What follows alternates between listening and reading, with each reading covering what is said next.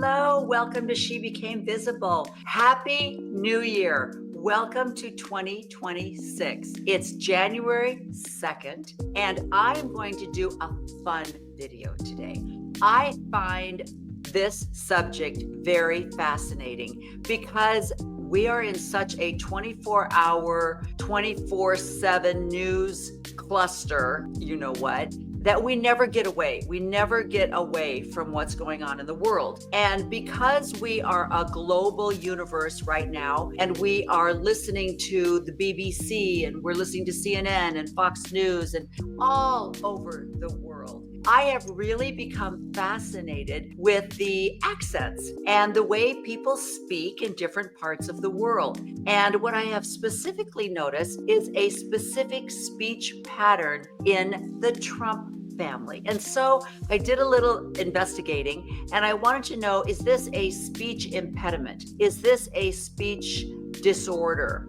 Something where you would send your children to speech therapy, as I have done. Okay, so I'm not talking about the Trump family in a negative way. I am literally just talking about the speech pattern that I am seeing visually. And I'm wondering, is this something that they should have gone to speech therapy for, or is this something else? And the answer is, it's just a genetic familial type of speech behavior. I find it very, very fascinating. So that's what we're going to talk about today, something really fun. So I want to start out with this. I love Fred Armstead. How many of you love Fred Armstead? He is the best. So I want to start out with this talent. You can see this guy's talent right here. He's going to talk about the different accents in America.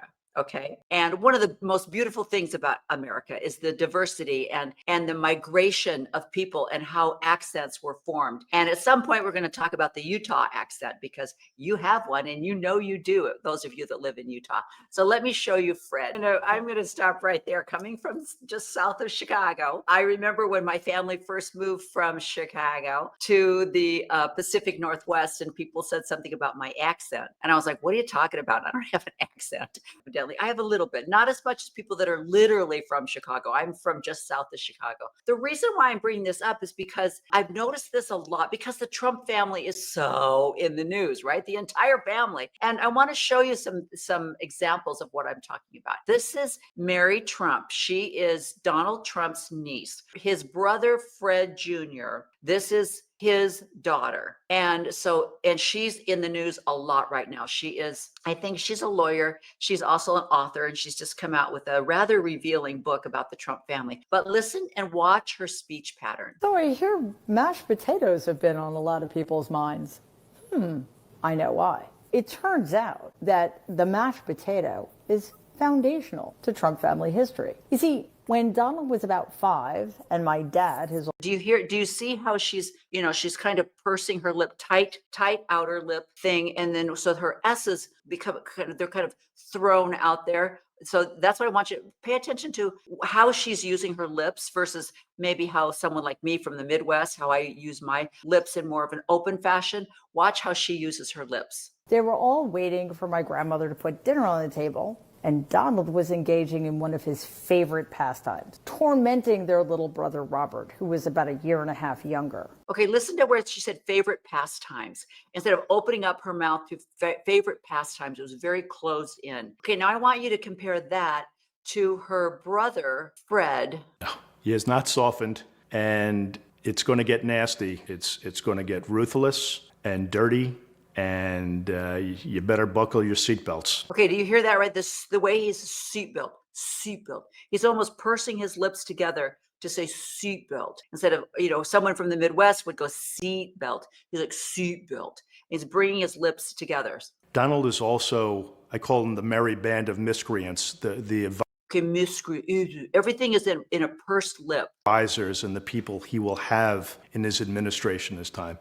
I certainly didn't agree with many of them, his cabinet secretaries and those around him, and I had the opportunity to meet a few of them. You can use the expression as was thrown around, at least they were guardrails. So I really hear a lot of the S in Fred Jr. and just everything comes from in here. Nothing is like the mouth doesn't open. Everything is just talked like through here. So I find that. And so let's look at Donald Trump and see if he has that. And would you consider this just the Queen's accent? Is it that area of New York, Queens, that is it an accent thing, or is it a familial thing, where they've learned? Like, for example, I know when I listen to my daughters, I hear my own voice and I hear my mother in my voice. So much of it is just familial, siblings, cousins, the area that we grew up in. But let's listen to Donald and see if he has the same speech pattern. I'm a registered Republican. I'm a pretty conservative guy. Okay, do you hear that? So he's doing the same thing. You watch his mouth, watch his lips. He's bringing his lips in.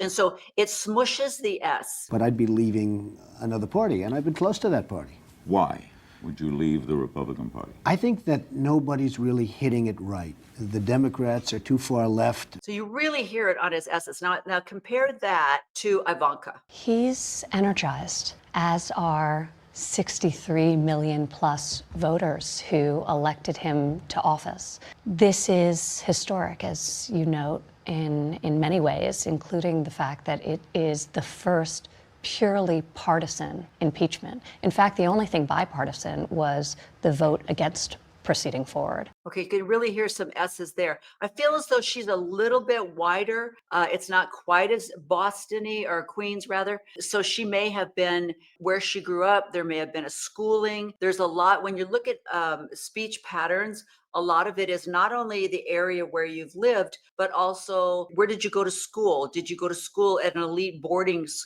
school in Europe or something like that? So you're gonna change your speech pattern a little bit, considering how where you were raised and the actual class. So you can hear a little bit of the S, but let's compare a little bit more. Which several Democrats came along to reject the articles, both that were introduced and that voted against last night's vote. So I still hear it there. I don't hear it as much. She is opening up her mouth a little bit more. Let's listen to Donald, because I think Donald specifically, and I'd be curious to know well, obviously these children were probably raised in Florida. And if you remember what Fred Armiston was talking about, the Florida accent. So they still have the familial gathering and mom and dad and their speech pattern. You're going to get the kids that you go to school with. So let's look at Donald and see if we can see that same speech pattern there. Well, I've been coming here for a long time anyway. I have friends all over the place. The relationship with Texas sort of started through my outdoor hobbies and hunting, fishing, shooting, all the stuff that's a little harder to do living in the People's Republic of New York. But the reality, we just have a lot of friends here that have just been really good to us from day one. In 2016 when we came here, we went to them when sort of we were this unusual candidate from out of the spectrum, and no one was really sure. And when we weren't getting as much help from the political parties, then it was like going to our friends. Okay, so I don't really hear it as much in his speech pattern. It's almost like it was less with Ivanka and even lesser in Don Jr.'s. And I don't know what the age difference is between those two. I don't know if having a mother with a strong accent, if that makes a difference too, because I don't really hear his father's speech pattern or his mother's speech pattern. This may go into more of his just social group more than familial type things. Now, this is Donald Trump's mother, and she's from Scotland. So she has a Scottish accent. But I want to look at not so much the accent, but the way she moves her lips. I'm one of your greatest fans. No doubt, Bibi. One of my greatest, and a great friend as well. Yes. Isn't that right, Mary? We love Frank and Ian, and we love them. They're great. And Mrs. Trump, where did you first meet with Frank? I think it was the Plaza Hotel, wasn't it? No. Was it not? At Booth Memorial Hospital. That's right. And Frank came and did a concert for us. Yes. I had been a patient in there. I was mugged and I was very sick. Frank and they came and did a concert for us in the hospital. That's where we met. That's right, yeah. And you absolutely love his music, don't you? Oh, I love it. Yeah. We have all his tapes, all his cassettes. Yeah. Okay, so I see a little bit more of the S and the closed mouth. And I don't know if that would be related to a Scottish accent and the dialect placement of the tongue in a Scottish accent. I don't know if that's, but compare that to Trump's father. Let's listen to him. Dr. and Mrs. Peel, fellow honorees, ladies and gentlemen, this is indeed one of the high points of my life, to receive the prestigious Horatio Alger Award. Students have grown, have come to me and said, what is the secret of your success? Tell me so I can make it happen. Okay, so I hear the S a little bit stronger in Fred Sr.'s voice and lip pattern than I do in the mother. So I think this is more of a Queen's accent more than just a New York accent. Specifically listen to his S's. I tell them there is no secret. There are just two things. One, you must like what you do. You must pick out the right business or profession. You must learn all about it, learn everything there is to know about it, so you become enthusiastic about it. 9 out of 10 people don't like what they do. And in not liking what they do, they lose enthusiasm and go from job to job.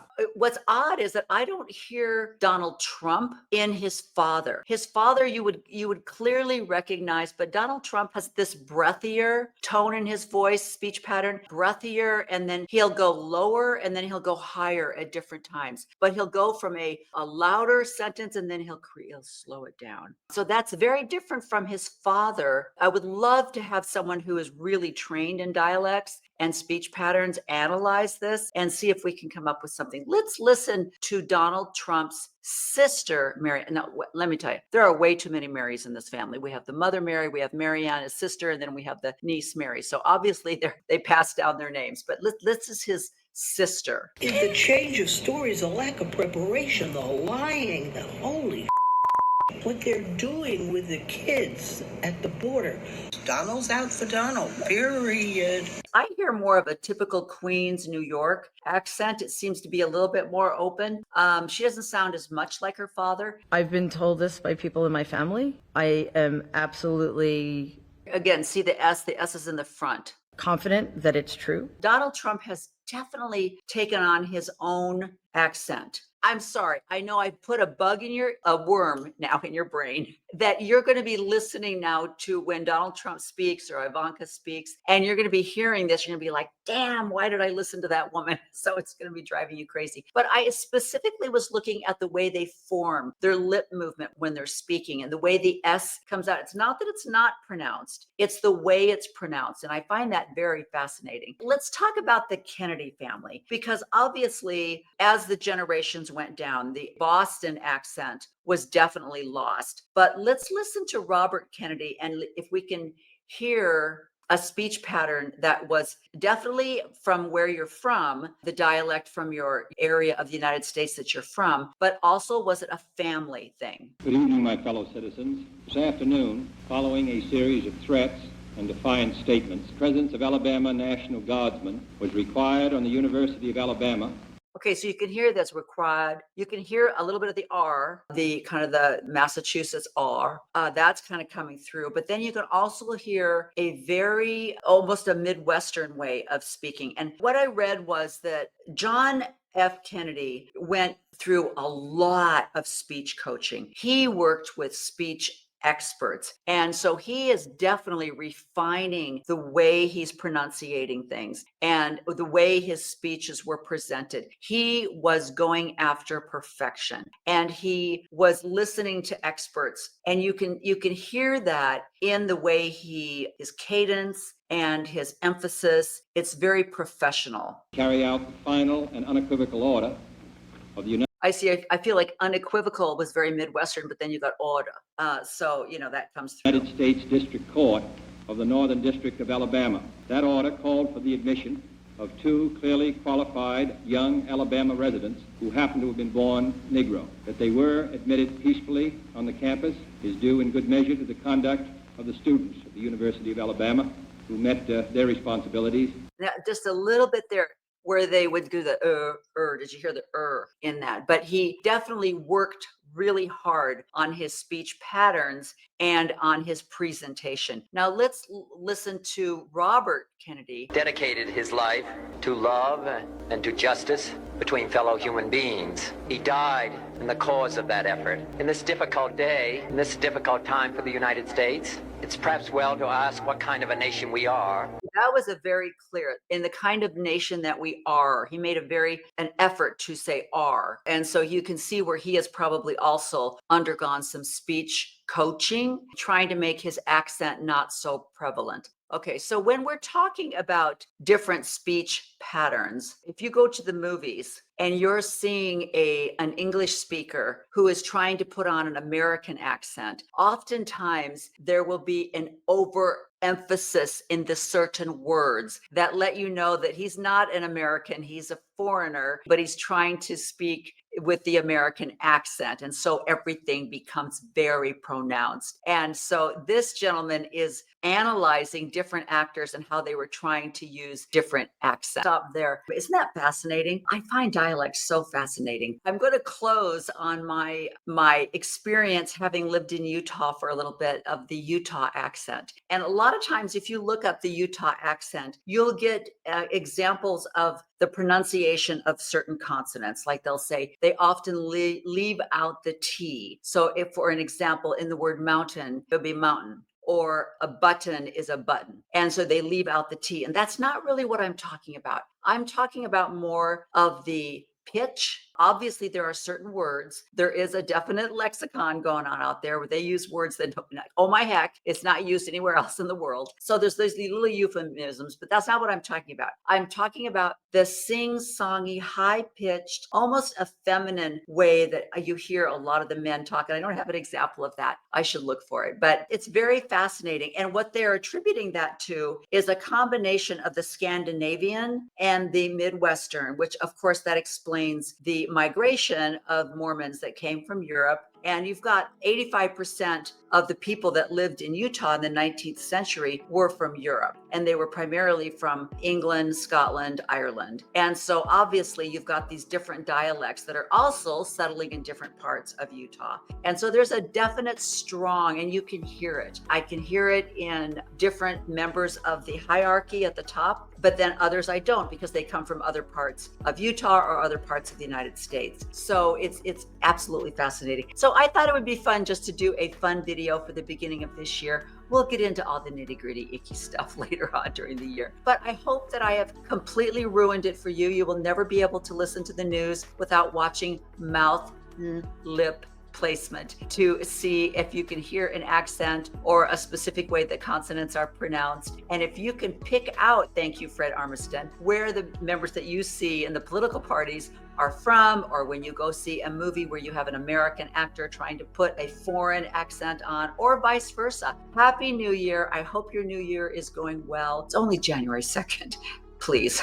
I hope we haven't already fallen off the wagon, right? Don't forget to like and subscribe and share. And remember that the algorithm is really, really paying attention to if you like it and if you comment. So if you have examples of strong family accents that are being passed down generation to generation, or places where you've lived, or the places where you've moved and you didn't realize you had an accent, but the people that have grown up there are pointing it out to you, please put that in the comments. I would love to see it. So I hope you have a great rest of this week. We will see you again next week on She Became Visible. Thanks for joining me today.